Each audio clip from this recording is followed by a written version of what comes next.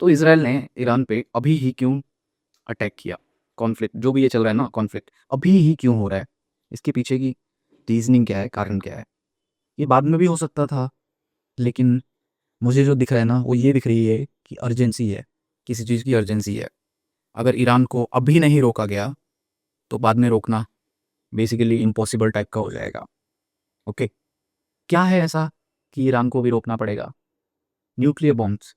Okay, एक बार अगर Iran के पास न्यूक्लियर बॉम्ब्स आ गए तो उसे रोकना नामुमकिन हो जाएगा। ठीक है, ईरान ऑलरेडी बहुत ही ज़्यादा पावरफुल है, उसके पास एक्सिस ऑफ रेजिस्टेंस है, ठीक है, प्रॉक्सी नेटवर्क जिसको हम बोलते हैं डिफरेंट मिलिशिया ग्रुप्स, जैसे कि हिजबुल्लाह, हुतीज़, लेबनान में है, यमन में है, फिर इराक के अंदर मिलिशिया ग्रुप्स हैं।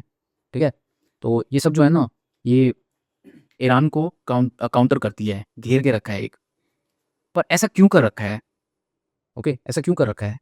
अगर आप ये सुन रहे हो तो अभी आपको ये लग रहा होगा कि यहाँ तो ईरान की गलती है, वो इसराइल को क्यों ऐसे बुली कर रहा है? ओके, ऐसा क्यों कर रहा है कि उसको घेर लिया है, तो इसका मतलब तो यही है कि ना इसराइल को कुछ ना कुछ करना पड़ेगा अपनी सेफ्टी के लिए, राइट? बिल्कुल सही, करना पड़ेगा। बट हमें जानना पड़ेगा कि ये जो कॉन्फ्लिक्ट है ये स्टार्ट कहाँ से हुआ? ईरान ये क्यों कर रहा है? ये जो एक्सिस ऑफ रेजिस्टेंस बना रखा है इसने इसराइल के अगेंस्ट, ये क्यों कर रखा है? तो अगर हम ये क्यों वाला क्वेश्चन पूछेंगे तो हमारे पास जवाब आएगा कि इसराइल के एम्बिशंस क्या हैं, उसकी मोटिवेशंस क्या हैं। मिडल ईस्ट में जो कॉन्फ्लिक्ट स्टार्ट हुआ है वो कब से स्टार्ट हुआ है? देखोगे आप कि जब से इसराइल की क्रिएशन हुई है तब से पूरा का पूरा मिडल ईस्ट और ऑयल भी, जब से ऑयल की डिस्कवरी हुई है, ठीक है, ऑयल की डिस्कवरी एंड इसराइल की क्रिएशन लगभग सेम टाइम पे हुई थी। एंड यही यही वाला टाइम है जब से मिडल ईस्ट अनस्टेबल हो रखा है। तो यहाँ पे दो एंगल हैं, ठीक है, एक तो इसराइल का एंगल है और दूसरा यूनाइटेड स्टेट्स का एंगल है। तो यूनाइटेड स्टेट्स का क्या है कि उसको पेट्रो डॉलर में इंटरेस्ट है, उसका पेट्रो डॉलर सिस्टम काम करता है यहाँ से। पेट्रो डॉलर सिस्टम क्या है? सिंपली अगर कोई भी कंट्री ऑयल खरीदेगी तो वो यूएस डॉलर में ही खरीदेगी ताकि यूएस डॉलर की डिमांड बनी रहे। ओके, यही है पेट्रो डॉलर।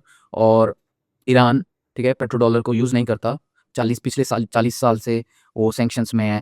ठीक है, इसीलिए उसने काफ़ी अच्छा एक नेटवर्क अपना क्रिएट कर लिया। उसको पता है ये दिन आना था, उसको पता है ये दिन आना था, आ चुका है।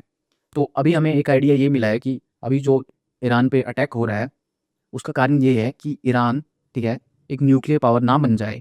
ओके, न्यूक्लियर पावर ना बन जाए इससे पहले उसको न्यूट्रलाइज कर देना ज़रूरी है, उसका रिजीम चेंज कर देना ज़रूरी है ताकि जो नेक्स्ट गवर्नमेंट आएगी वो इंडिपेंडेंटली ना चले। ठीक है, ओके, वो कंट्रोल में रहे। नेक्स्ट क्वेश्चन, नेक्स्ट वीडियो फिर बताता हूँ। और एक बहुत इंपॉर्टेंट चीज़ कि हमने देखा कि इसराइल की क्रिएशन हुई, उसके बाद वो प्लान आया, स्ट्रेटेजिक प्लान कि कैसे इसराइल को डोमिनेट करना है, वही है ग्रेटर इसराइल प्रोजेक्ट। ओके, उसकी टेरिटरी आप देखोगे कि बढ़ चुकी होगी, बहुत बड़ी हो चुकी होगी भाई, बहुत बड़ी हो चुकी होगी। उसके बाद ये चाह रहा है जेरूसलम की तरफ, जहाँ जेरूसलम में थर्ड टेम्पल बनाया जाएगा सोलोमन का।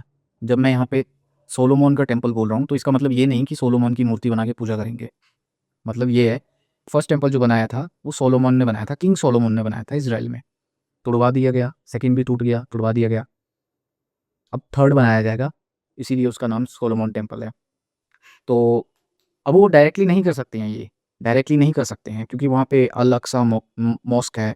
और अगर वहाँ पे तोड़फोड़ चालू हुई तो पता है कि बॉम्ब बरसेगा, Iran, axis of resistance, Arab states, ठीक है। तो इसीलिए ज़रूरी है कि पहले उनको डोमिनेट किया जाए, ठीक है, उनको जकड़ा जाए, उनको कमज़ोर किया जाए, डिवाइड एंड कॉन्कर, ये स्ट्रेटजी है। उसके बाद उसके बाद क्या होगा? टेम्पल बनेगा, Jerusalem will be the world capital. ठीक है, अब इसको कॉन्स्पिरेसी मत समझ लेना, जाके डॉक्यूमेंट्स सर्च करो, नॉट डॉक्यूमेंट्स, ठीक है।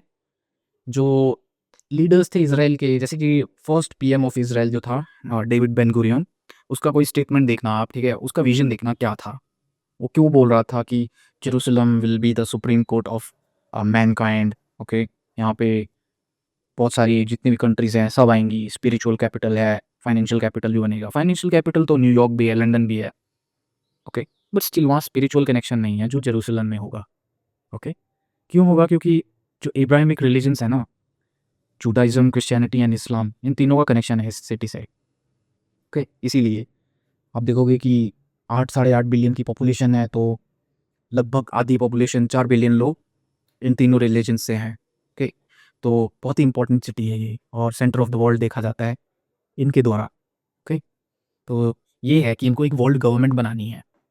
ओके, एक वर्ल्ड गवर्नमेंट बनानी है, सुन लो।